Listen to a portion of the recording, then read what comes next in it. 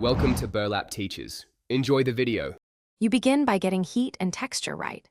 Preheat the oven to 375 degrees F so it's ready when filling is assembled. While that heats, brown 450 g loose sausage in a skillet. Cook until no pink and most fat renders, then drain. This prevents a soggy quiche. Meanwhile, press a 9-inch pie crust into a pan and blind bake for 8–10 minutes to stabilize the shell. This step keeps the bottom crisp once the custard goes in. Once the crust is partially set, make the custard so textures blend. You whisk 4 large eggs with 1 cup heavy cream and 1/2 cup milk until smooth. This ratio yields a creamy set. Make sure to add 1:1. 5 cups grated cheese for structure and flavor, then fold in the cooled sausage so it distributes evenly.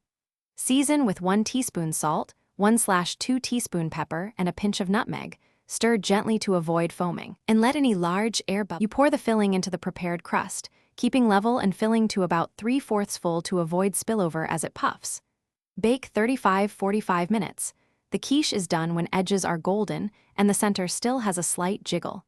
Carry-over heat finishes it.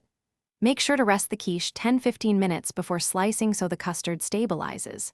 If the center is too runny after resting, return it to the oven for 5–10 minutes. Tent with foil to prevent overbrowning and check again. Thanks for watching. Consider subscribing if this video helped you.